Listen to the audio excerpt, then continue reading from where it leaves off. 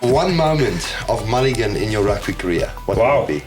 I broke 2 clubs that day. Oh, really? Yes, my first time. And then on the 17th, I actually went with a golf cart into the bunker. We are so privileged this morning, switching over to English, like we said, to have Rudy Paige and Juan De Jongh with us this morning. What an honor. Boys, thank you so much. No, pleasure. It's our pleasure. Thanks for having us. We've obviously been following and looking at because we are kind of want to be golfers, trying to play the game.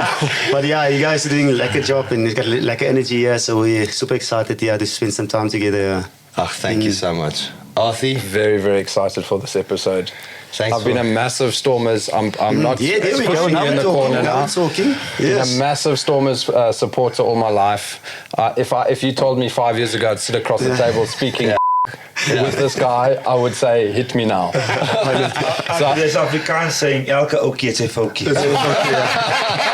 That is okay. But I'm the Man super United excited. folkie, And I spiced it up today. You like Man United, Yeah, so I like blue. Stormers blue, Chelsea blue. Okay.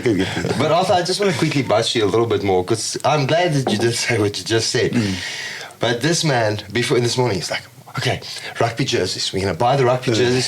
So I've got rugby jerseys coming up. And he's like, no, you have to be organic. Because I'm a shark, guys. I mean, sorry. I apologize for that. I also wouldn't want to wear a Sharks jersey at the moment, so I understand. No, you got to be loyal. And boys, I know rugby is all around you. It's in your DNA. But forgive us today that we're going to break into the golf a little bit as well. But let's just start with, Arthur, this relationship. I mean, you guys just had a fitting with him? No, actually... We need this. We need a fitting, So we're going to organise a fitting for them. Okay. We did mention it, but a corner actually messaged me and said they were looking for a round of golf. Oh, lovely. So I was also a bottom feeder when I said, these guys are coming, okay, I'll organise something chop for you. And then with an intention, also. very quick, 5 minutes. And then I thought, okay, here's my opportunity. They've got amazing podcasts. Let me just go approach them when they check in. If they say no, they say no. If they say yes, great. And now we're sitting across the table as friends. Arthur made me look like a superstar when I told Juan, it's sorted, I've got you. That quick, obviously, I'm happy finally Akona finally replied to my messages. Yes. So that's a good thing. Well, we appreciate taking the effort. And so, guys, let's just quickly talk just a little bit of intro. On each one of you, it's not normally two on two. It's normally 2 on 1. So today it's an equal footing. But, Jean, let's start with you. Just take us a little bit. I know you're from Cape Town, but everybody knows who you are. But if you don't mind, currently, you retired from rugby at the end of last year. Yes. Springbok player, Shark player, I'm right? In my dreams, I'd come out of retirement. But Stormers is in your DNA. And we've got the weekend coming up, but just tell us a little bit about yourself, if you don't mind. To start off, I'm from Wellington. I was born and raised in Wellington. Started playing the games since the year 7, 8 years old, and ever since then I wanted to become a professional rugby player. Stormers was obviously my team. My role model was obviously Robbie Fleck. Growing up and going to a small school, I had friends that liked the game, and the game just started, growing into myself, and I'm enjoying it every day. And then after school, my mom actually asked me, listen, what do you want to do now? I said, I want to become a professional rugby player. And she was like, Juan, come on. There's no money in the rugby. It's going to be a long process in that, And, no money in rugby, now I understand. There's a little bit, But and then went straight to Rugby Academy, where I was for 3 years. And I enjoyed it. I worked with incredible coaches. And because of the Rugby Academy, I actually set myself up to become a professional. So it's always been a tough journey as well. Even my school days, I didn't play like your big Krenwijk and your Grand Comos and stuff. Only after school I started playing Krenwijk for Boland actually. Made the SA schools team. Got an opportunity to go to Western Province Academy, Western Province under 19, and then career just kick-started early. And as a young age, from 19 years old, playing Western Province under 19. The following year, SA schools, Varsity Cup, straight into the Stormers squad. 2 years later, playing Springboks in 2010. So throughout that journey, it actually happened very quickly, becoming a Springbok. But I had like injuries as well. Massive injuries. I was out for a year throughout it, 18, 19 years old. And then So it was a massive challenge, but I'm blessed to sit here today, playing this game for 16, 17 years. And the game actually gave me a lot, Gave me the opportunity to go into the plane for the first time, gave me the opportunity to go overseas for the first time. All these small little things, I must say, it gave me a lekker car as well, a Range Rover here and there. But I'm blessed for this game that it gave me, and then I'm super excited just for the next chapter here. So just before I go over to Mr. Scrum off over here, you're now retired. He's got a massive story, this one. You're now retired. It's recently retired. What does it feel like? I must say it's different. Obviously, Rudy has been retired like a year before me. He gave me bad advice. He said that I sit at home and eat the blue packet of Doritos. Not the advice you kind of want. But it was enjoyable. I was blessed enough. Retirement for everyone is tough. You can speak to a lot of rugby players. It's tough to retire. I mean, Paige can jump on there as well. Because you need to make an adjustment. Not everyone has the platform to just get this airplane and have a soft landing. Some rugby players come in hard, and it comes to planning. And when I retired at the end of last year, end of 2023, I had the opportunity to join SAS Rugby, Stellenbosch Academy of Sport, and blessed enough to work with incredible coaches like Hein Crick, Aaron Schubert, Neil de Kok. We've got 54 kids that we're looking after, the future of tomorrow. So I'm giving back in that aspect. So I'm an assistant coach with them, running the attack for them. It's a different department because obviously as a 13 as an outside centre you do a lot of defence, but now doing a little bit of attack is something lekker. But I'm excited for the new journey. And it's lekker to wake up on a Sunday and you're not like that tight. Your back is not tight, your ham is not tight after a big game. But exciting times now. I don't want to go too much into it, but I can imagine, we all think of retirement as when you get to an age of work. You've got your pension, and you take it. But it is intimidating. Yeah, and at a young age, because you both are still young. Pretty much, yeah. I mean, come on, guys. You're early and mid-30s. Exactly. Now, I want to say 40, if you don't mind. Okay. But it is, I can just imagine, you've got this massive part of your life, like you say, for 60, and it actually started before that. And then all of a sudden... So it must feel quite like, what is my contribution next? Yeah, it's pretty much nervous. And I must say the last year in my career, I was not nervous. You kind of fall into a role where you have to give back. Yeah. Because you've got all this experience for 15, 16 years.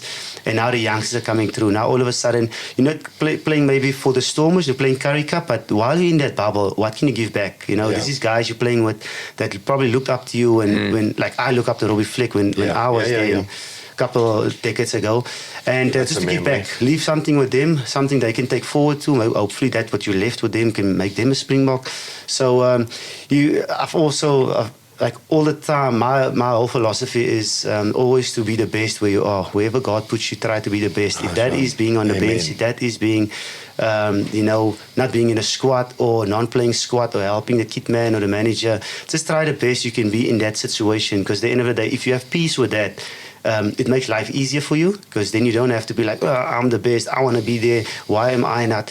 So once you have that mindset, and that kind of helped me just to make sure that I leave the Western Province junior ranks and coaching under 19s, helping with the Currie Cup in a better place moving forward, because I always say in the rugby, it's not, you get the jersey, but it's how you leave that jersey in a better place for the next one to pick it up.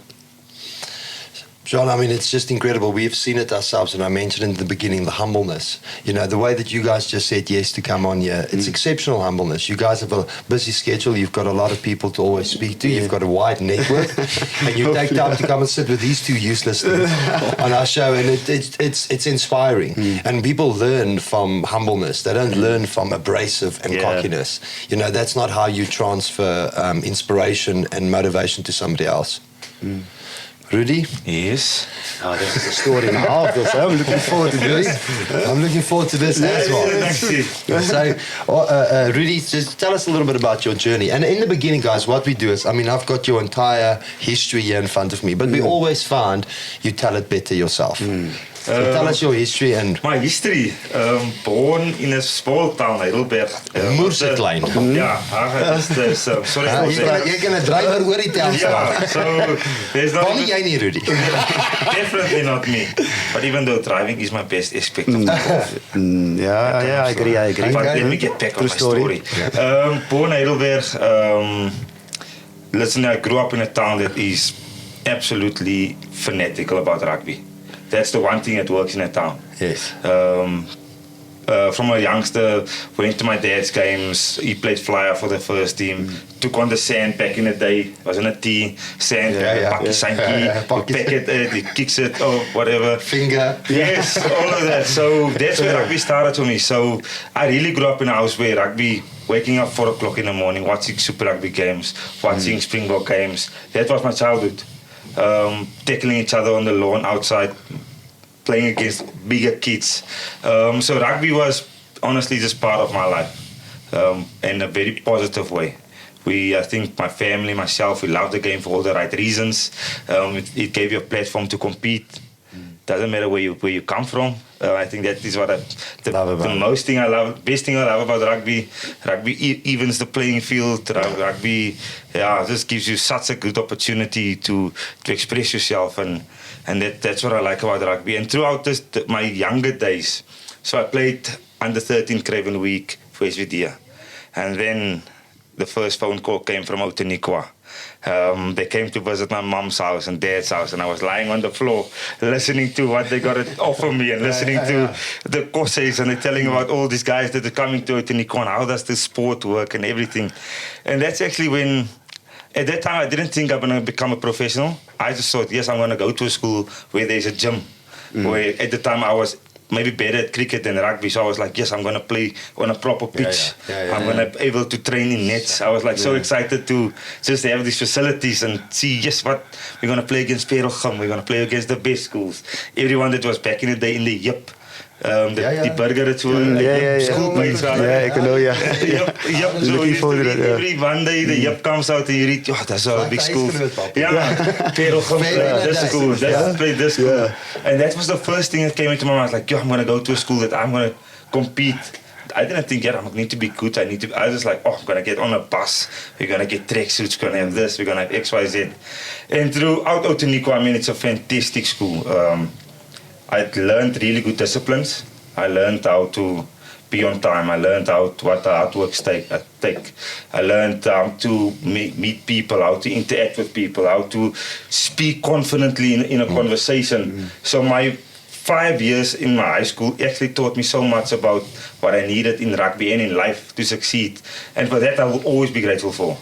And then I played cricket, rugby, every age group, every provincial side.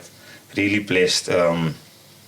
My cricket at the end kind of fell away, wasn't good enough and I just decided to take rugby and give it a full go. And then my matric year, the Lions came and gave me my offer. And that was probably the biggest decision of my life at the time. Parents thought I should take the offer. I wanted to stay with my friends at Outeniqua, when you have a girlfriend and you got with your best friends. My dad just said, listen, comfort zone, really comfort zone, like in the courses, you've got all of your besties with you. My dad said, listen here, boy, the Johannesburg option is the one we're not going to miss. We live in SVD where it's not a big union. You never know when another opportunity, you might be injured when you go to Craven Week, whatever the case might be. And then on the plane was a lot of tears. Alien. Crying. I think I cried for 3 weeks straight in Joburg. 3 weeks straight. I couldn't understand how people have such expensive cars around. It's a big adjustment, It's a massive adjustment. Got your matric, probably half of my matric class had their own cars. Parked outside the school. I was like, what the hell's going on? Is this? Couldn't understand. Every weekend when I go to their houses, it's like these mansions. And I would say the first 3 months, such an adjustment.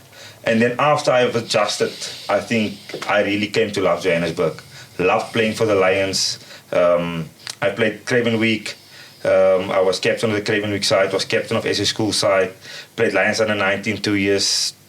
Lions under 21 2 years. And then I think that was my start and my background in rugby. A lot of challenges that I had to overcome. I was very small, as you guys can see.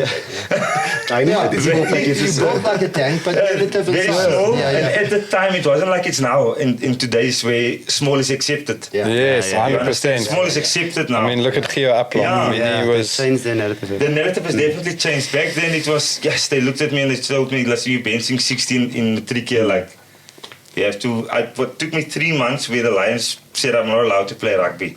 I had to physically. It was to gym. Like I had to get bigger, I had to get stronger. So I had to overcome a lot of challenges. And I think that made me really strong up here. It gave me a lining, as I always describe it. Yeah. I've got a lining to handle disappointment. And I think that sums up my career. Yeah. I'm not going to elaborate on the rest and how I played for the Bulls and for the Boks, but I think that part of my life was me crucial. And I think that sums me up, just what type of player I was and what type of person I am. Listen, and that's what we say to ourselves. You guys are, you talk about rugby in your own lives, and people are engaged with that quite a bit. So it's good today we go on to a different subject. But just quickly on the community that you came from, and then, coming into the big city lights, like you say. What was that transition like? And did the people accept, did they embrace? I think my first time I got to Joburg, being able to conversate in English was extremely difficult. Okay. From a confidence point of view. Obviously in school you do English and you can do comprehension, but if I physically had to talk to Arthur, I didn't have the confidence. 100%. And I there was no English. Got to Joburg the first time, yes, and I'm mixing with Saints kids and St. John's kids at trials and in the team. And and I'm captain of this team and my confidence got tested, man. So that was extremely difficult. Like honestly, I had to make sure that I got rid of those things that I cared so much about what people thought of me and how people perceived me, which was dangerous place, a very difficult place. And I obviously slowly but surely I kind of cut away on that. Like you are who you are. Yeah. It's not up to you to like yourself. If they like you, they don't like you. And once I've realized that and I've accepted, my English obviously grew, my confidence grew, and I think Joburg is still in today's lifestyle has a really good soft spot in my heart. Yeah, well, you just mentioned off record, you can easily move back to Pretoria. Yes. He loves it, I don't know what he loves, but he loves it, Hey, me too, You see, I can't think of living in Cape Town. It's just too cliquey for me. I'm a mens. Ek is a mens. So much to do in Cape Town, man. There's so much to do. Let's be honest. Like Cape Town's an amazing place to do things. Like I, on weekends, don't know what to do with myself sometimes. In Cape Town, you can go to the beach, you can go to the wine farms, you can go to waterfront. For the ones that are not wrapped by their wives, we play golf. Okay, you just don't have that option. Listen, let's have a podcast on Sunday. Let's see what, I'm in the golf industry every single day. I see guys blick some balls every single day. I need to switch off as well. You're like a dentist son. I want to watch Man United lose. Agree. No, I'm being sarcastic. but I'd like to find out, and when we ask these questions, it's not just so we can fill the gaps, but what was your favorite, John? I'll just ask you first, and Rudy can think about it, but what was your most memorable time for you in rugby? Most memorable time? There's so much. I've got memories on the field, but I must say the memories off the fields are the one that sticks with me. A lot of those games, I've played a lot of games, but you can't remember the games. You remember the brotherhood. You remember the culture of the families, the guys that you still talk to today. Memories that you've built that you're going to talk about for decades to come.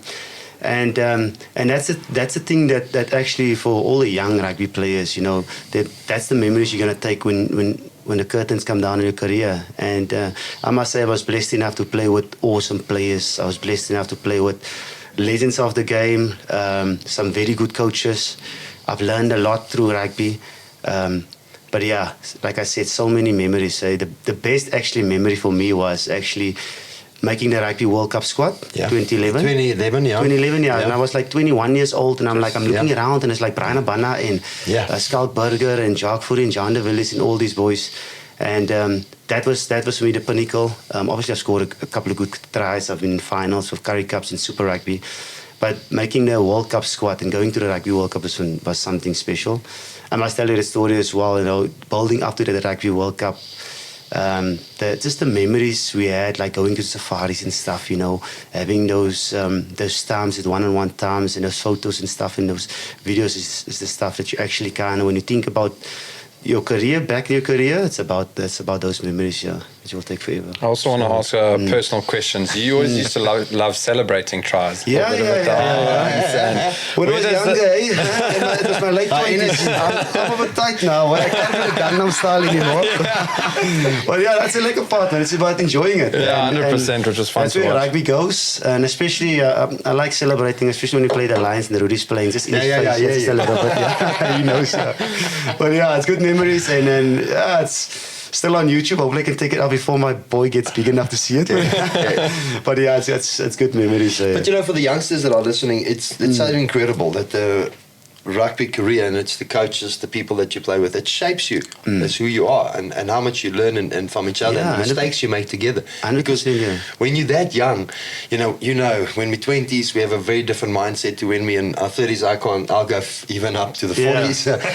But it's incredible that you are sort of vulnerable in your growing up with everybody. So it has to be a very accommodating, open-minded place. Yeah, it shapes you positives and negative. 100%. Because I remember when I was at the institute, some coaches will say, you will never become a Springbok, because I wanted to play centre, and centre was the thing that I want to play. But at the time, I was like 75 kgs, 80 kgs. Yeah. And, you know, being in a centre environment, these days it was like 100 kgs. Yeah. You know, you're playing these big boys. And like those type of things are at the back of your mind. I'm like, I can prove you wrong. And because of those words, it's those words that actually puts me here today, you know, achieving the things that I have achieved. So some will be negative, but that's how you take it. Some will be positive, and how you push forward. If you get positive, you must also take it with a pinch of salt as well, because you can't just boost yourself all the time. You know, you need to have that balance. Keep working hard. Keep going back, like they say, back to your drawing board. And throughout my journey, I was just blessed enough just to have that mindset. It's all about this game is mental. And you go, especially when you're 18, 19 years old, you look at other players like, geez, check these calves, he's so fast, those type of things. But at the end of the day, I just I taught myself actually to focus on yourself. Because at the end of the day, if it's to be, it's up to me. You can't look at other people and be like, geez, I wish I had bigger calves to play at centre. I wish I had this type of pace. So, like I said, there's positives and negatives to both, especially when it comes to mentorship. But it's just how you take it, because it's a mental game. It's a massive mental game. Massive part of it. And I mean, we'll go into the golf side too, as you hopefully know by now. Yeah. That's a whole mental challenge on its own. I don't have a lot of good memories in golf, but we can get. And Rudy, yourself? Memories? Oh my gosh, a lot. I think for me, it's about the friendships I've made. Yeah. I think that is probably the best thing that rugby's given me. I've made a hell of a lot of good friends, honestly. Off the field, whether you have disappointment or you have really high achievements at the time, becoming a Springbok, or it's when you're in your early 20s and John Mitchell doesn't select you and you have to do the walk of shame, as they used to call it back in the day. The guys are not selected, then you walk out of wherever the team announcement would have been. And that memories and those friendships you make along the way, that is the best part about rugby. By a country, man. Yeah. It's sitting in the jacuzzi after a game. Maybe you've lost it in Melbourne, and it's just the four of us. Yeah. Chatting for 2 hours in the jacuzzi about just why did we lose? How are we gonna fix this? Honestly, that for me is the best part about rugby. And it's the other way around as well. If you beat, let's say, the Stormers or the Crusaders, really good sides, and you sit and you sit there with a beer after a game, and you're just sitting and talking to each other with a beer and connecting and really just sharing their experience at the time. That is the best part about rugby. From a playing point of view, memories, I think there's one game that stood out to me I think it was in 2011. I came back from a hamstring repair, so I snapped all 3 hamstrings completely off the tendon, off the bone, and the doctors, everybody was quite skeptical about me playing again and being able to play at a level that I was before I got injured. And the game, I think it was 11 or 12 months that I played for the Lions. I think that game was quite significant because I had to prove a lot of people wrong. A lot of opinions wrong, a lot of doubters. Probably myself and my family at the time were quite, will I be able to play again? My speed was down. And that game has always stood out. Not because it was at Ellis Park, it was packed. It was actually at an empty Joburg Stadium, to be 100% honest. Played against, I think, the Blues development side. came across touring, played against them in a warm-up game, and I came through unscathed. And then it kind of just gave me, hey, it's all right. Confidence is back. I'm okay. I can play again the game that I love. Yeah. I'll be fine. Whatever they said is not true. It was so that game stood out to me. And I think there's one more game that stood out. It was my first start for the Springboks at Loftus with Morne Steyn. Reason for that is I'm a Blue Bulls since a childhood. Yeah. I've always supported the Bulls, always loved Loftus, grew up loving Morne as well. Then I got to be his teammate at the Bulls, and then eventually when I played for the Boks, now I'm starting with Morne as my flyer as well. Yes. So that game was one of those games that I was like, yes, you know. It all comes together. Yeah. Unfortunately, I cried during the national anthem. It's fine. That's fine. That's good. I'm definitely a crier though. No. My tears are not far. I'm with you. Good news, bad news. I'm with you. I cry. I'm with you. So that is the rugby game that stood out by a mile. And then obviously the first one was the injury one that I came back with, and then I've ticked a lot of boxes, and like you said, it come full circle now. Starting against Australia at Loftus with Morne was just a cherry on top, Well, I appreciate you guys sharing that with us. You know, and the thing is, what I just, we always say it, but when I just listen to you guys, honestly, it's just. We always say, our kids, what are they going to go through? What are they going to... But this is the type of thing. You must just go into it and it will shape you. Yeah. You'll get your lows, you'll get your highs. Yeah, it's going to shape you along the way. And even people that are arseholes to you, I appreciate that. Because they also influence me. They also make me see the world sometimes a little bit differently. If everybody just treated you with this absolute love and never ever upset you, I don't think it shapes you too well. Yeah. Yeah, the tough times do Make you stronger. Yeah, Makes you stronger, yeah. It's not like going through it. Yeah. Like At the when you time, go through those times, it's an absolute mess. Asking yourself questions, why? And then in hindsight, if you fast forward, then you're like, okay, I needed to be stronger because now I'm going to be a Springbok. Yeah. Or I needed to learn how to kick because now I need it wherever.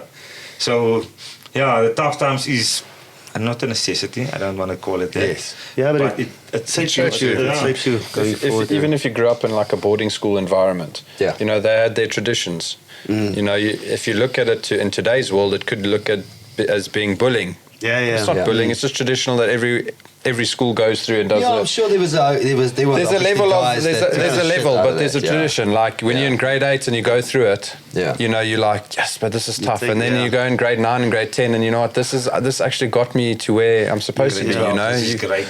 Yeah. I was just gonna say, for me, it's standard. All standards.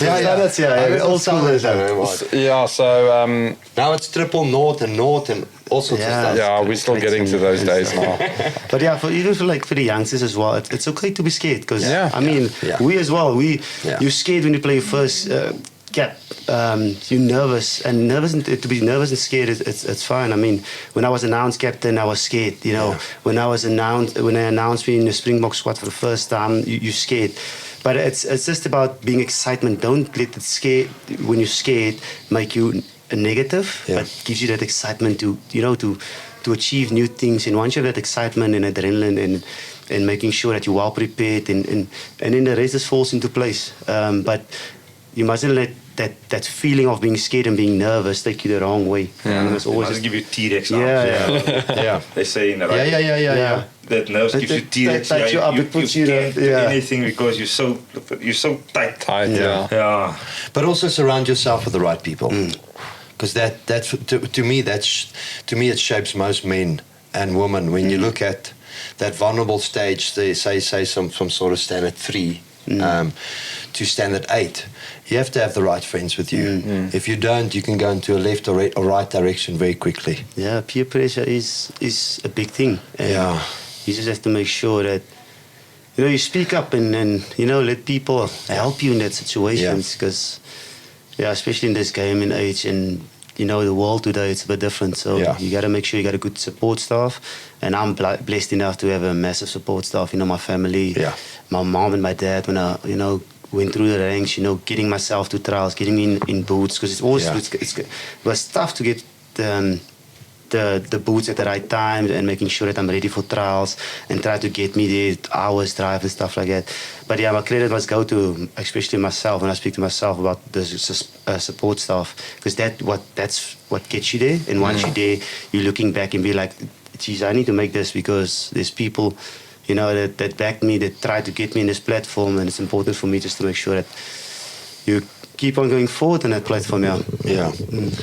Well, guys, I want to let's just switch some nerves here in direction. Listen to me. So, the game of golf. Okay, it's caught both of you. Yeah. And very rugby, late, actually, eh? Oh, is it very late? I want to ask about that because I can't see you don't go back too far on the golf side. Yeah. But rugby and golf does go together. Yes. Yeah. Because the rugby players are fanatical. And what pisses me off about them is that, and you two included, is your athleticism. Your ability to transfer that into a different skill. I must be honest, it pisses me off a little bit. You know what I mean? We are. That's okay. It's not what we do, what we have our lives, because we have to have day jobs. We don't come out of the rich world of lives. But as Skalk Brits, which we know very well, you know the way he shapes the ball, hits a golf ball. It's like ridiculous. How do you guys find it? I actually want to stop. I think he's got the assumption all of us are like that. I think it's a very small percentage that can play that well. Oh, is it? Yeah, I know. Obviously, Scala we spoke about, and Franco Mostert is also a fantastic golfer. Okay, really good golfer. But I think I don't want to talk for him. You talk for yourself. Okay, talk for myself. When my golf comes in, oh my gosh, that does not look athletic. He's got a small jab. That does not look athletic. You've got a good swing. He doesn't have risk in his swing because it doesn't, he doesn't go all the way. Yeah. He's got a small jab, so everything is just, 3/4, but it's effective. It's effective. He gets the money in the golf course. I actually started playing, I think it was Killarney. Killarney golf course, and I broke 2 clubs that day. Oh, really? Yes, my first time that I played golf. Burton Francis invited me. He was still at the Lions. We went to Killarney, hired a pair of lefties. I was just going to say, was it rented? Did you let them know? Rented. I'm left-handed, rented a pair of lefties. Whoop, first try a tee box, slept off the driver's head. Expensive rental for the day. Sorry, Killarney, but I put everything in the bag quickly. And the second one, I think I had a pitching wedge or a 9-iron. But obviously the trees here, I'm a lefty. Obviously first time playing golf. I swing as hard as I can. And when I follow through, so the club just wrapped around the tree in half, boom, broke, and I was like, oh my gosh. It shows you rugby mentality. You just run forward and come. Yes, You don't check out your surroundings. I think I lost about 40 balls that day. Horrible first taste of golf. Yeah. Terrible. Yeah. I looked poorly as well dressed. But then that day, that monkey came on the back, and once it bites you. Yes, and then it's so bad. You want to get the gear, you want everything, you want, you. But don't you also like it for the chirping? I mean, that's what you guys are used to.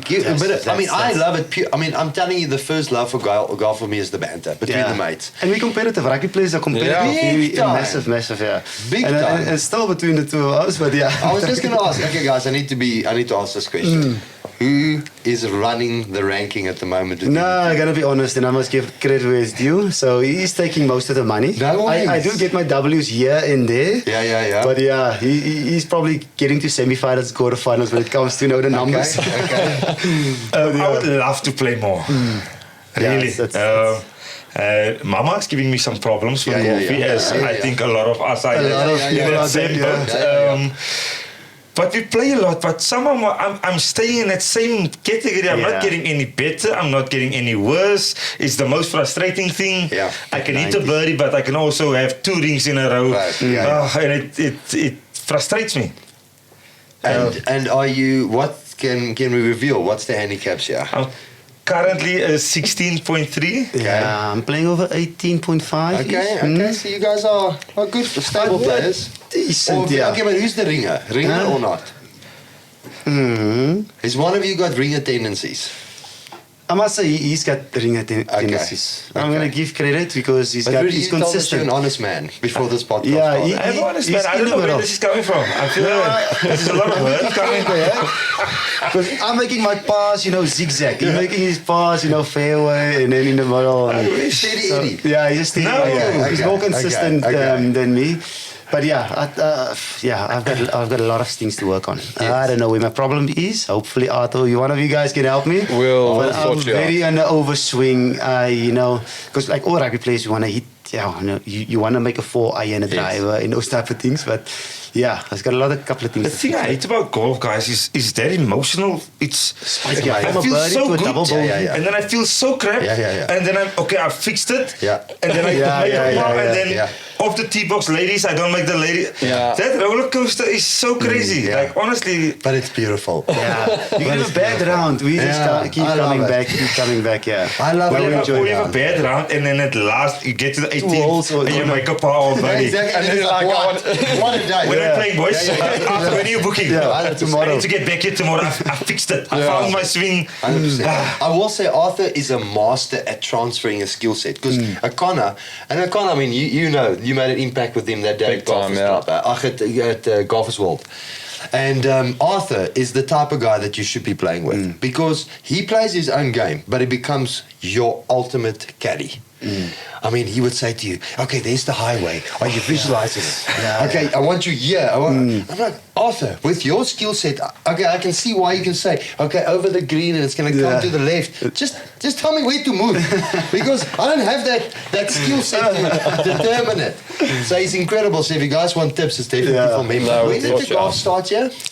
For me, a long time. I must say it started in 2011. Okay. It's such a weird story. It's a long time. Yeah. But it's gap years in between. So don't you? Justifying. It started 2011 and like for years my teammates forced me, Juan, come on, let's get into the game. And for years you said, no, what golf? Waste 5 hours of my day or my off day and stuff like that. And then the one was a Springbok camp and I was lucky enough to have a class 4 ball to start it off with. It was in PE, I think it was Mood, whatever the course is called. That is another and then nice course. They needed an extra guy. So it was Jacques Fourie, it was Monestein and Ruan Pinar. And they forced everyone, listen, you guys fill up because they needed the one guy. And then I was just sitting at the hotel and I'm like, okay guys, I'll join you guys. And then I went with, obviously, the balls it was zigzag, it was fairways, it's tiger in the woods, it's all those type of things.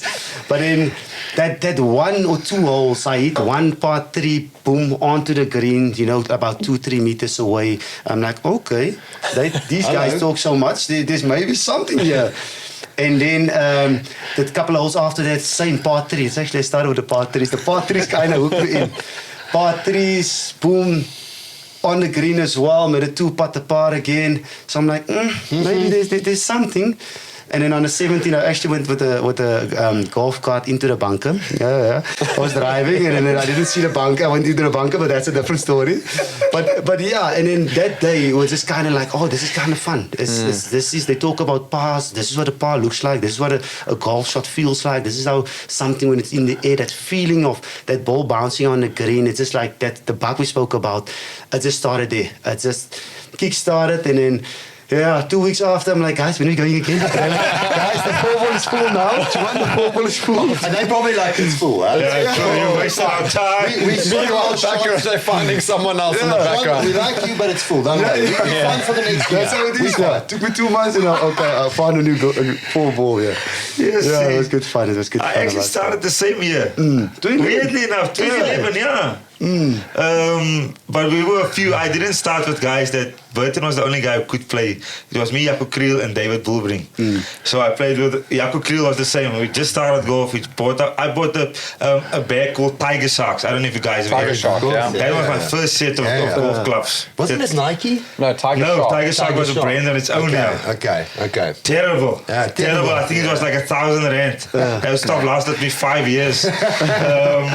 And 2011. And I played Eagle Canyon. We loved it at the time. Difficult. I never knew I played. It was always hundreds. Same. I always got the call when they had to fill someone. Now in hindsight, It makes You're like, sense. It makes a lot of sense. Yes, Doing this now, thank you guys. yeah. At the time, I thought they wanted to spend time with You me. guys just realized what happened there. Yeah, I thought they wanted to spend time with me, but they were just desperate to fill up the four ball. That was my case as well. see. Yeah. Were you convinced it's your personality, or what? Yeah, I thought I'm a lekker guy. I'm a loving person. Well, like you just treated me the same way. I spoke to you yesterday and said, "You guys want to join me in Skulk?" And you're like, "Yeah, I don't know. I'm spending enough time with us today." But yeah, Tiger Sharks was my first ever set. Yeah, I was actually blessed enough because at the time, 2011, Adidas sponsored me, and then Adidas was part of TaylorMade. And then lucky enough, I got a good deal with TaylorMade. Yeah. And yeah, like a good percentage off. And that's, Yes, I got R11s to start off. Wow. They gave me blades, and I'm like, I like the look Yes, of it. I know blades when you're 20 handicap is Yeah. But yeah, I just kind of like the look of it. It's my red color. It's got a nice feel to it. So yeah, 12 years, partner, and then the handicap. It's still the same. 12 years later, we'll be at the 5, guys, 7, we're gonna 8. have to talk about this. We're gonna follow up in a year. I want to see. I want to see some handicaps coming down. My wife actually asks that question to me all the time. How do you spend so much time, so much money on golf? You never get any better. I always get home and it's like, it was tough. It was the wind, or it was this. You I always full get, always when I get home, same question. Yeah, full You spend potential so of that much money. time, so much money, you never get any better at this. I mean, you pay all that money, you want to see the whole golf course. Eh? That's the thing, yeah. Really, we should do a different handicap system for you. Let's just show a fake app. You're getting down. See, I'm 11 now. Yeah, it's a gentleman's game. Eh? Yeah. Listen, but I'll talk about blades, Jean. I mean, this guy burst my bubble because my ego got a bit involved. So I played with blades, I would say, until about a year ago. But he's on the golf course with me in Pretoria Country Club. And at some stage he comes to me and goes, Blades is over now for you. This is I'm like, Arthur, what the hell are you? No, it's time to move on to a bit more cavity, you know. I'm like, what are you saying? I'm basically a Was it a good decision? It though? was a great decision. Okay, yeah. Great decision. I'm just Okay, saying. more pass. Yeah, but that's what I appreciate about him. He's quite straight into the line. But now, I want to just ask you guys about your podcast. Because obviously, like I said earlier, and I want to remind it, it's so incredible that we get this type of support for guys like you to come through today. I mean, as we sit here, we're so conscious that you took the time to do that. And it's an incredible time to be in, but you guys started in quite a contended space. You know, golf for us is quite a unique thing on the show side. It's not massive in South Africa, in show-wise and YouTube channels. You know, we've got... Mona here from Mr. Variety, so he's also does a channel that they just play golf, talk about it, and film themselves. And they make it quite exciting to watch them. I would have never thought I'll spend 30 minutes with you boys on a golf course, but I do. But now you started this podcast. I just want to quote you quickly that you said you want to start this because you want to change one life, influence one person, and I completely understand that sentiment. But just talk us about your podcast journey. Why this all started. Yeah, funny enough, it started a golf course. No way. He's joking. We're playing golf, and he was like, yes. I think we need to give back. We can inform people a lot about, about the game and stuff like that. And then, And it's actually what he said, sorry, partly, when he said golf is about banter. Yeah. And obviously the two of us, we never play with each other, first of all. Yeah. You Always want to compete. Always against each other. I love it. Was it the Zalze?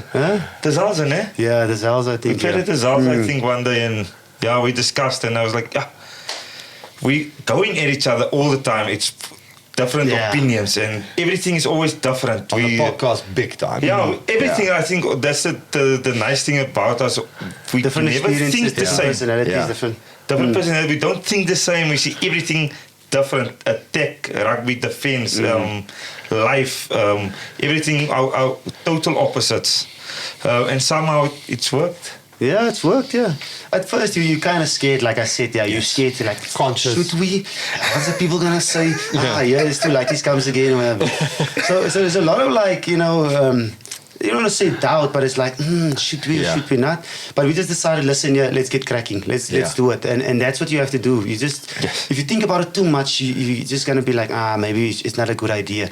So we planned it for a couple of just about to say, months, and then took a long time. And then the one day we just decided this week. Yeah, so 2 weeks out, we're like, this week, I mean, we had a perfect timing of starting it just before the Rugby World Cup. So that was the whole plan, just to inform people about, the Rugby World Cup, all the competitions coming up. Inform people about not silly stuff, but for rugby players, it's massive. Like safe, like doping, like what type of nutrition you have to take, how do you have to treat this situation when you do get in that platform.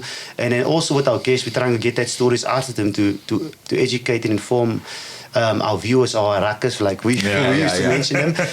So but it was a journey and a chapter, and we like debate about names and stuff. We had sweet and short, David and Goliath. We had funny stuff. We had one. We had perfect name. Your name is unbelievable. Yeah, we had one page. We had De Jongh's page. Yes, but it was like okay. we had a couple of options, but it's been a lekker journey so far. And I think to back ourselves in the beginning was tough. Yeah, it starts. Explain that. No, just it's out of your comfort zone. It's definitely. We had no clue about framing, for instance. Yeah. We had no clue about how to, in a social media space, how to get into an algorithm. Let me use that, for instance. Yeah. So we honestly just really wanted to be factual. Yeah.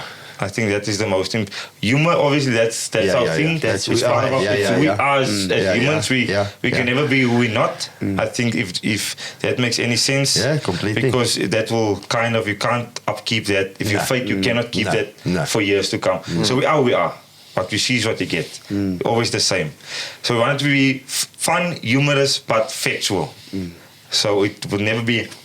Thumb sucking rugby. It will be either his or my experience or his or my views on certain things.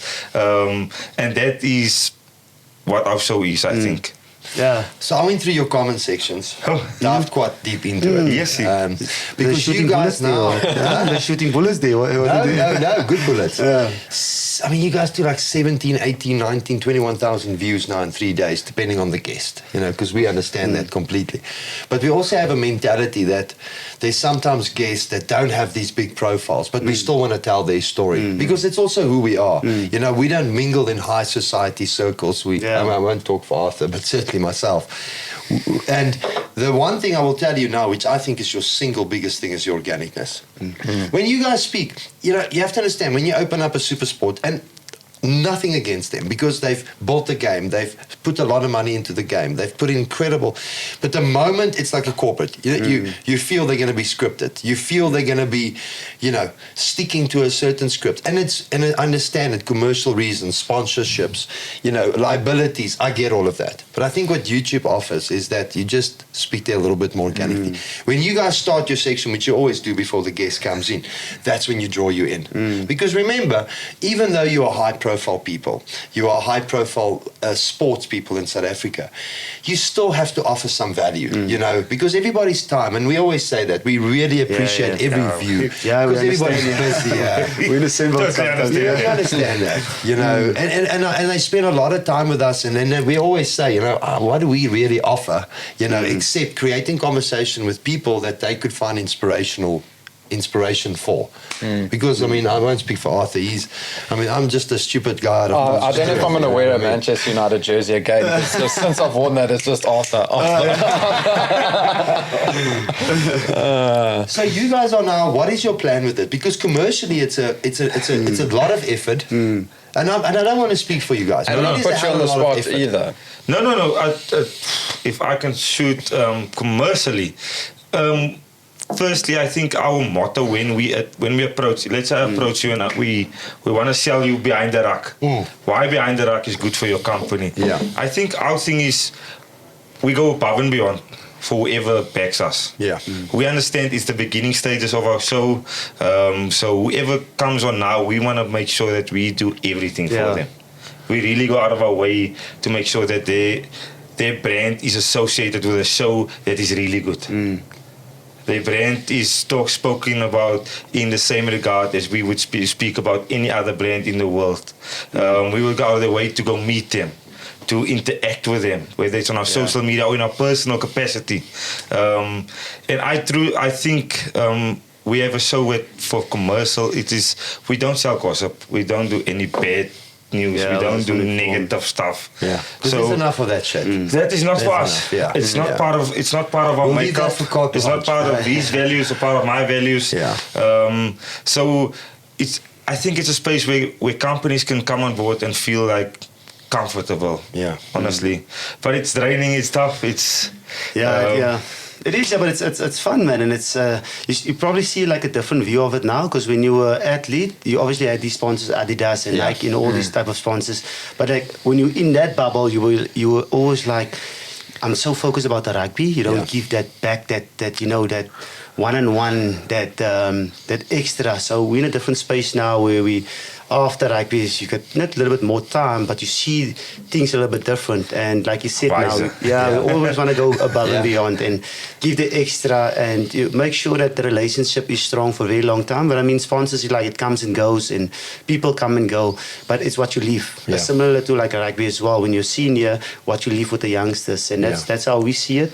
And we're blessed to have, you know, the people that's involved with us. And we just want to put our best foot forward on the podcast for our sponsors, for our rackers, for everyone else. And give them really good trade value. I think that for us is really important. If you come on board with us, we want to reciprocate that in really good trade value for your company or for the Human Golf Show, if that makes any sense. Yeah, of course. So we are very focused on the fact that if someone backs us, that we're going to go work extremely hard and making sure our show is really good. Yeah. First of all, the service, like a product. Yeah. And that's the thing that rugby's taught us, I think. Yeah. That if you're a rugby player, be good at rugby. Yeah. So if a company sponsors Behind The Ruck, our show needs to be really good. Yeah. So that is for us the focus. And we make time and we put effort in and make sure we phone each other late night if the kids are in bed. What did we research? Did you find this? And he's so good with the creative side. I was just going to ask, we got a good balance. We got a good commercial, what is the split? Yeah, Yeah, pretty much. that is exactly the split. Yeah. Obviously, we want to do both. I mean, as long as we got like an 80-20 or 70-30 feel to it. Obviously, it's sometimes when he's busy, I just take that department other way around, because we've got other jobs as well. You know, he's got his stuff that he's working on. I've got my coaching stuff that I'm working on. So it's about the balance. It's about the working relationship, and we're blessed enough that we get things going and get things done. And the past 33 episodes, kind of, it's like it's been good, but like a journey. But now, I want to ask you a hard question. 33 episodes into it, would you start it again? Yeah. Yes. Big time. Yeah. Sooner. I don't know why we played. Okay, I liked it. Our first episode, if I watch it now, I'm like, why did I not have energy? Why was I so uptight? Mine in his first episode, we didn't even air it. Yeah, we really? We didn't even air it. We started again. First episode, we're like, welcome to Behind The Ruck. We got Jeff the other day. We do our first club review with Cobra, and one of the guys there goes, guys, sell it to us a little bit, man. He says, you sound so depressing. We're like, were we? But it's that you go into that serious mode. You want to make sure that you deliver well for them. It's factual, right? Yeah. It's factual. I'm not selling a product exactly. and telling you how amazing this product. It's factual and going through the technology and the performance. Yes. And it's tough, I mean, to get a studio, to get equipment, you kind of need sponsors and you kind of need backing from people to make it possible. Because equipment and stuff, it takes a lot of money. To get out there and give a service to maybe like our rackers and your viewers as well. But it's a lekker journey, but it gives you that energy, man. Especially for us, like after rugby, for rugby, every Friday you're like, we're playing tomorrow, so you got the nerves, you got the excitement, and we kind of get that same now when we're shooting the podcast. You know, that nerves building. When the producer says 3, 2, 1, let's go. That feeling. That's good, and the adrenaline to see what the product is like, especially afterwards. And then the reaction. And how awkward are you to yourself when you saw it? Because obviously, guys, you should be. I mean, and if I say you should be, cameras was part of your life, the whole life, but it was from 750 meters away with a wonderful zoom-in lens. And yes, obviously in between that, interviews and stuff. So you guys got somehow used to it. I mean, I saw some of your interviews. There's a lot of it, besides your own podcast now. But when you saw yourself first, because the one thing that we always say, and I tend to be, in my natural life, I get quite passionate about things.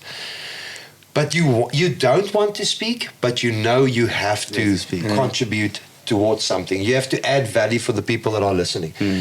What was that like when you saw yourself in the face of the camera? Did you judge yourself quite harshly or not? No, I won't say that, because as a rugby player, you start off, 19, 20, 21, when that whole process started, it was tough, and then we had that. But now after rugby, it's like we're used to it. He was a leader, I was a leader. We did a lot of like interviews and stuff, and the camera was in our face all the time. And that pressure is pretty much the same as now. So I must say we had a 12-year of, building that, not a hardcore or that shield, but building that. Cool. That is how that is how you're gonna put everything together and how you get yourself across. But I must say when I was 17, 18, like 19, 20, 21, starting as a professional rugby, making my Currie Cup, Super Rugby and Springboks, then it was like a different level. Because then you're like you're like, oh hey, I like rugby. You're like, it's for funny stuff, man. And you hear stories like there was like one rugby player, he played for Griquas and he was a lock, and then Griquas was like nicely, they were like first or second on the lock, and he was like, so I see you nicely placed on the lock, and he said, I'm not a lock, I'm a flank. Those kind of moments, you see it on the TV and you were like, okay, don't make that mistake, okay, keep yourself intact. But you kind of learn a lot throughout the journey. So we're blessed actually to have that buffer of solidness and cement or platform to kickstart the podcast. We actually at the Lions at the time had a program called Image Excellence. So if you sign with the Lions as a 19-year-old, on Wednesdays on your day off, you go to Image Excellence classes. And then you're in a room with a camera, and they give you a mic and they teach you how to. And my thing was always talk slower. And they had to. Please talk slower. Drag out your questions. If you don't know the answer, drag out when you just talk very slowly and long until it comes to you. So these guys have got way more experience. So we had is that all the unions? But you guys were winning trophies playing. And at Lions it was speaking in English. Then if someone asks you a question in English, you reply in English. So that was the main things that stood out to me. No, I must agree. But it's lekker, man. It's a lekker journey. It's an adrenaline journey. It's something that shaped us. And now it's a bit. If we watch the podcast, and I'm like, why did I say that? You see, But it's because you care, Rudy. It's because you want to put the best show forward, and it's awkward because when you look at yourself, but it's. We just know that people benefit from it. There's been inspiration for it. And I do believe in that. You have to create a bit of hope. You have to have somebody like you that says, listen, I've gone through it. There's nothing you can say to me right now that's going to surprise me. I've gone through it. And here's actually what we've learned. If we can just get the youngsters to, because we all went through it ourselves, we know the information's there, we do get the advice, but sometimes we just don't listen. That's the problem for me. That is so true. And then you get older and you're like, I should have listened earlier. Damn it. He was right. Shouldn't have bought that car. That's one of the big ones. Okay, so let's just quickly, I just want to quickly ask some 5 questions onto you guys. Arthur, open up your thing there for me. We must do the fire. We're on the other side now. The other side, I'll start with one. You start with one, I'll get to same one. golf. We all know Mulligan. Yes. So I take a lot of those. if you could have one moment of Mulligan in your rugby career, what would it be? Sure. I'm not. For me, it's. I would say it's the 2010 Super Rugby final against In the Bulls. Orlando. I was there. Yeah, that was what occasion that was. That was the first time Stormers was in a final in Super Rugby. Obviously, the Bulls have won it a couple of years before that, and amazing occasion, full house, Bulls everywhere, and I played like 10-15 minutes and I got injured, and that's maybe a moment or like. You ask yourself, yes, I wish I didn't get injured to play the game and hopefully made a difference and those type of ways. Obviously, after that, those moments again in finals and semi-finals and playing the Bulls again. But that's just moments when you do get into a final, like a massive game like that, you just want to take full potential. You want to use the opportunity. Use the opportunity. And I just felt like and it's God's will. Something that happens sometimes, but I wish I played a little bit more and not get injured in that game, and hopefully made a difference. My mulligan is probably COVID, because I was signed at the Sunwolves in Japan. And it wasn't for COVID. I think I was so happy playing my rugby for that club and playing for the Sunwolves. If I could have one mulligan, that would be the thing. Playing longer for the Sunwolves and for that Japanese people. I absolutely love it. Incredible nation. Eh? Oh, absolutely loved it. Incredible nation. Happy. They treated my family with the... It's the moment I wish I could have had for longer, and COVID interrupted it, unfortunately. It's a lekker league. I wish I've played in the Japanese league. It looks lekker, because running rugby is more your super rugby. Where Stormers rugby now. URC and Premiership is more your slow down rugby. So that's one league. So he was actually blessed enough to play Japanese league. He played for Sunwolves. He played in France as well. So we had a good balance in terms of where we played. I played in England. People is outstanding. I was just going to say I've seen it. Honestly, the way they run that place. People is outstanding. The respect. I cannot speak more fondly about how Culture. people treat you. But you actually just have to look at the products that they own and the brands that they own. Like Toyota. You know, people always think it's a South African brand. But if you look at the products that come out of that, and I know I'm not talking more in a commercial sense, but it tells me about the culture that they have there. They're incredibly, and I'll just give you a quick one. When we had the floods in KZN not so long ago, the plant of Toyota was completely underwater. Like, I'm talking, guys, about you walk in there and you're up to this point in the factories. The same day it happened, they got a phone call from the family in Japan, and they said, listen, we're about to transfer whatever the amount was, rebuild the entire factory. We believe too much in this country and the people that's here. So they're incredibly loyal at what they do. It is enough. Training sessions, they clap. They give your kids little gifts, and they know your kids' names and your wife's name. And it's honestly simply outstanding. So that's a mulligan moment for me. Well, thank you for sharing that. Hardest person you've run into? Oof. Yes, As a small rugby player, man, there's a lot. Everyone. No, there must be that one person when you play against him, you're like, okay, I just want to run around him and run into him. For me, it's about the centers, because you obviously have that 1-1 in the centers. It was always tough to play against your man, non in Conrad Smith. Especially when it was for Hurricanes, when they played together for Hurricanes, played together for the All Blacks at that time. They were a tough combination. And like always, like centre is like a combination. You're 12 and you're 13, you need to feed off each other and you have a combination. They had that combination. A lot of the time you had like one good 12, one good 13, but they can't gel, but they play 1-on-1, like individual brilliance. But they had a combination. It was always tough. Like, the day before those games, I'm only like, I must study, I must make sure that I'm prepared. Yeah, those two as a combination, I must say it was a handful. Mine, I'm fighting between Jacob Kriel and Nomani Nadolo, but I'm going to lean towards Nadolo, who played for the Crusaders at the time. And tackling him and holding on to one of those trunks. He was a big boy, eh? Was Looked like a tight head prop, runs like a winger. He's got the skills of a centre, but 130 kg. Yeah. No, he's I looked at him at the line out and I was like, I've got no clue, I'm going to tackle this guy. Like, I was defending at 9 and he was in my channel. I was like, a bit of a Jonah Lomas situation. And luckily I had Pollard at the time that could help me, but he was by far the most daunting, toughest guy I had to tackle. He was simply he was like a building. He was massive. Yeah, he's massive. Could not believe the size of the man. Listen, and just from both of you as well, favourite club? Put in your favourite shot or club? Iron, putter, what's your... Driver for you. Driver for you. What do you play on the driver? Distance-wise? Yeah. No, on brand. I've got my Cobra set for 6 years now. 2 drivers in the bag. I got the BioCell I got. Is that legal? Let's just that's a question. I don't know how many clubs get in a bag. It's either I put it in my golf bag or I leave it at home and I'm throw it away. So I put it in my golf bag rather. Okay, fine. I carry it with me. We understand. I think I've got the BioCell, but that is a few years ago, Cobra one.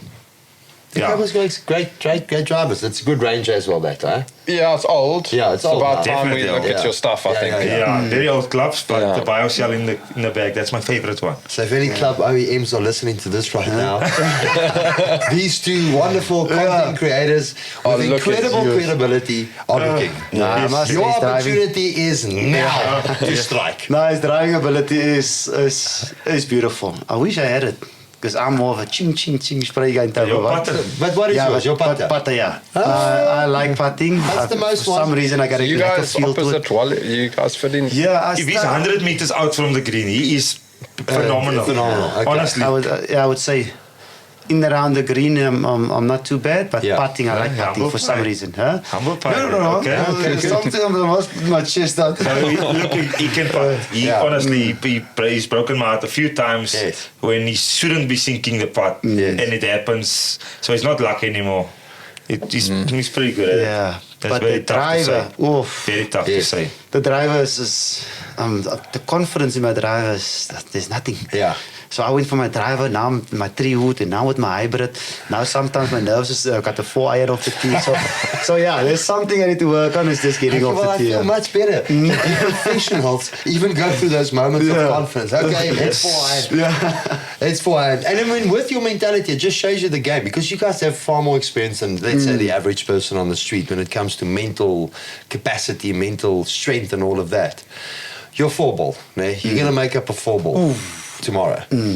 From your perspective, whoever's ready first, what would that 4-ball or 3-ball look like? Are we talking rugby players? Are we talking I pros? wanted to. I had it sort of to lean towards that, but I'm saying it's open. It's open. It's open. Okay. It can be a Michael Jordan, it can be anyone. Yes. Wow. Yeah, for me, there's a couple I would like to play with Tiger. You know, Tigers has to be one. It must be one. Just to see Yeah. these YouTube videos live. Yeah. You know, so Tigers Dev's one. Yes. That's my And then I think if The Rock could play, he's Yeah. in there as well. Oh, is it? That Yeah, makes you The a Rock. fan, huh? Yeah, I'm a big Okay, fan. Yeah. okay. For some reason, he's a hard worker, He's a family incredible. man. Good. all And, these and, things. and also, he just did an incredible thing from the guy from Zimbabwe. Oh my word, the fight! yeah, Yeah, Yeah. the fight, yeah, giving him Also Giving him a something. house. yeah. Yes. Yeah. He's and I mean, what he's an got a heart incredible! of I mean, gold. he saw him lie on the couch, you know, and I mean that determination. You know, when Drika says only us know, julle weet nie wat julle weet. Yeah. I always feel in those moments, julle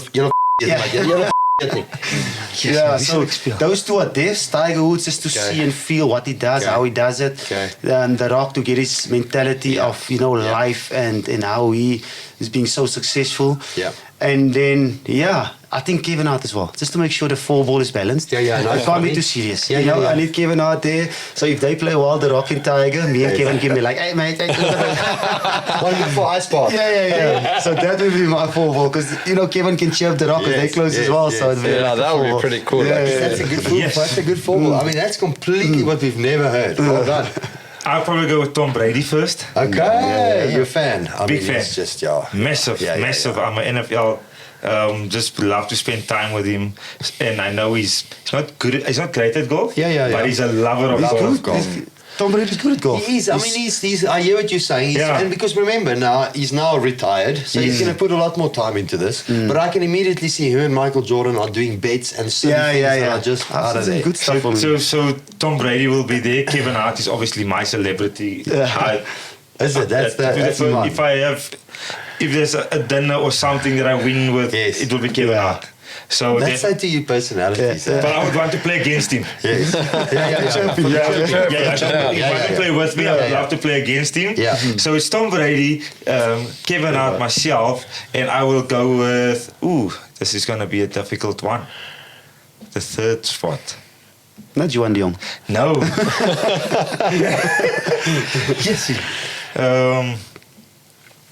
I'm trying to think of a rugby player. That's okay. No, I'm It's a 3-ball. It's a 3-ball. Yeah, it's a I'm going to three-ball. put in David Bulbring. He's a lock. He played at the Lions. Yeah, exactly. David Bulla. Why him? It's one of my best friends. Oh, okay. Yes, he's one of my best friends. He introduced me to the game of golf. We haven't seen each other in a long time, so he will definitely be my partner. Yes. He understands who I am. He knows how to work with me. Yes. So he will be my David Bulla. That will be one of my best friends against the 2 people I would love to meet in my life. Well, guys, I thank you for sharing all of that with us. And like you guys should know, know the sentiment. It feels like sometimes these conversations we can just carry on for another hour. And I'm sure you feel it in your podcast. And we always go, we respect the viewers, you know, and sometimes they're not always in the mood to listen to our but I want to just say to you guys once again that this is when when you guys speak about your guests come on board and you get inspiration from it. This morning was honestly because I'm a bit of a chunker myself, Rudy. And this morning when I was quiet with God this morning in prayers, and I just said to him that how phenomenal it is that we have the opportunity to get inspired by you guys today. So I'm exceptionally grateful for your time today. We know that you have incredibly busy schedules. You've got so much going on in Joburg at the moment. Yeah. And I also want to just ask everybody to please go and support and watch your show. Thank you so much. And it's so organic. And at night when we sit and we watch all these Netflix, take a bit of time to watch the local guys and how they speak, the people they bring on. Yeah. I mean, when I listen to Sia and Dion Fourie. Yeah. I mean, Dion Fourie, everybody, go look at the comments. How many people draw so much from it. The humbleness, the guy that he is. And even that type of stuff, it just motivates us. So you guys are absolute inspirations to us. En dankie vir julle humor op die show. Dankie vir julle is so organies elke liewe dag. Honestly, julle ek is altyd die ou wat 'n bietjie emosioneel raak oor hierdie goeters. Maar ons waardeer julle tyd verskriklik. Ja, ons waardeer dit ook, ja. Because obviously, when you're in the podcast, you kind of look at other podcasts and you know, as a golf fan, I really enjoy your guys' content as well. I really appreciate you making the time. We're all busy, but in life it's about not having the time, it's about making the time. And we always make time for you guys on your podcast. When you're in Cape Town, come on, okay. Yeah. But we like it, yeah. It's always good to bounce off each other, you know, sharing ideas, sharing information and educate each other, because I enjoy it when I have a guest on and, you know, learn. I actually learn from my guest as well. My teammate, his ex-teammate, but you kind of learn a lot from them as well. So we really appreciate it. Hopefully you can teach me 1 or 2 things for the driver. I'd love to. Yeah, but we appreciate it, you know, for you guys inviting us to the show. My dad told me something that I love. Soort. Yeah. And I think what I got here is you guys are lekker mensen. You guys have a passion for what you do. You guys love your sport. And I think thank you for having us. Honestly. We're simple human beings. We just want to have a good time and meet people and meet the really good human beings. So thanks, guys, man. Well, I just want to say to you guys, this Bali is going to outdrive all of you. Okay? That is my single biggest mission. And I definitely don't want to play with you guys. I want to chirp you guys.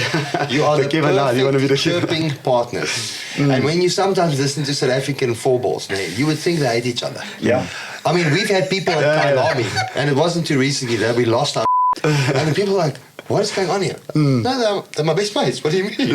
But how can you speak to each other like that? What do you mean? That's our love language. If I phone him up this morning normally and call him on his normal name, he's going to go, what's wrong? Okay, what's going on?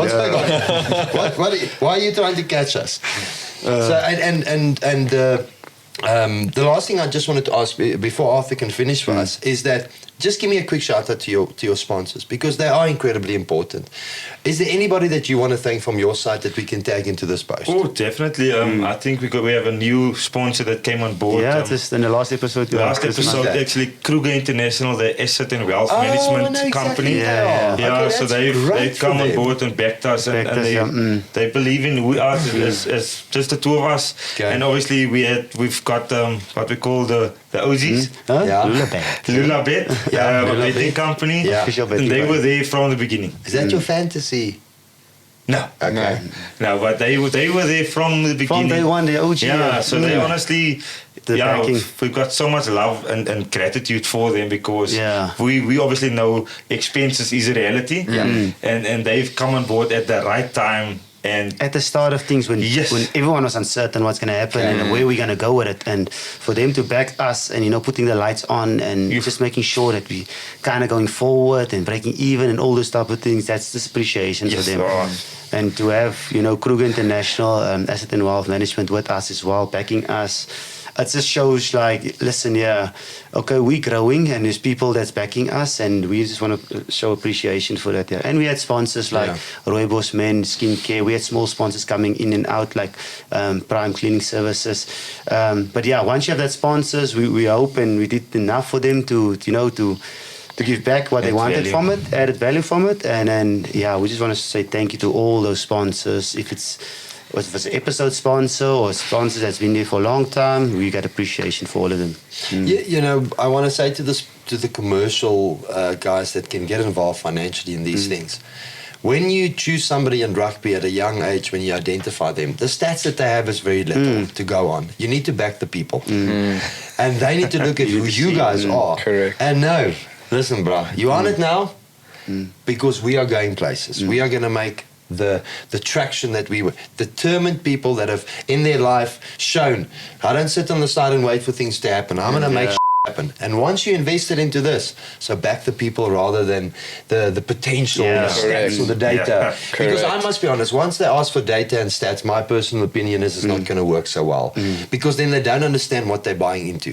You know, and in 3 years from now, that commercial capacity could be incredibly good for them. But they have to back organic people, because good brands in a non-organic setting gets diluted and it's worse off for them, in my opinion.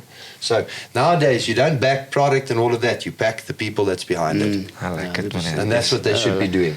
I appreciate that, Listen, Skalkers are phoning me non-stop. Just talking. I'm just joking. Giving me opportunity to speak. But guys, thank you so much. It's a privilege. It's an honor. I've looked up to you as a Stormers supporter. At least we support the same Man United. Two things in common: golf and Man United. I'm in Cape Town before Easter, during Easter, and after Easter. Maybe we have a round, a little fete straight. Definitely. You have way too many rounds without me, so you better make sure I fly down to Cape Town, and then we've got a tournament. We can gooi Human Golf Show versus Behind The Ruck. Ooh, that's going to be interesting. Oh, listen, I can predetermine the outcome for you guys. We'll find a way to win. I don't know how I'm going to win yet, but we'll find a way to win. They've got 40. They're starting 40 shots ahead of me. We'll take an advantage. Listen, your handicap is too low. You add no value. I make birdies. At 8-7 handicap, you would add a lot of value. But at your +1s and +2 after, seriously. I'm gonna make sure the handicap goes up now after this afternoon round. To get ready for us. But it was very cool. I love what you guys do. Awesome people. Nice to meet you. Nice to chat to you. And today was super fun. Appreciate En it. God se seën oor julle. Jy oor julle families, julle alles wat julle raak en vat op die oomblik. Ek is so gedonders geïnspireer deur julle. En ek weet dat almal wat gaan luister en dit gaan presies dieselfde voel. Dankie vir alles wat julle doen. Dankie vir die teruggee op die oomblik. En regtig ons, dankie dat julle hiernatoe gekom het vandag. Dis vir ons 'n moerse eer om dit te gedoen het. Want ek meen, ek sê vir Arthur vanoggend, hierdie twee chomps, jy weet, hy is 'n bietjie meer credible in sy lewe. Jy weet, ek's 'n regte ou chomp hierso. So ons waardeer dit julle. En dis hoekom ek hom altyd insit. Sê ek, hy's die credible ou, jy weet. Maar baie dankie vir alles. En ons sien julle met soveel hande oor alles wat julle doen. Self vir julle so. Yes, may you guys grow. Dankie, Rudy. Really, honestly. I think the two of us verstaan, ons is in dieselfde bootjie. Consistency is vir ons die ding wat ons dryf. It's not, consistency is the one thing that it's rugby, golf, everything. If you're consistent, if you're a good person, consistently, that is who you are. Correct. The show is consistent, then that is who you're going to be. So please go like and subscribe to them. You'll put them in the handles and all of that. Yes. And on Sunday, we're shooting a next episode with them as well. So I'm quite not with them. We'll be completely behind the scenes. But bless you guys and thank you once again from my side. Awesome. Dankie julle.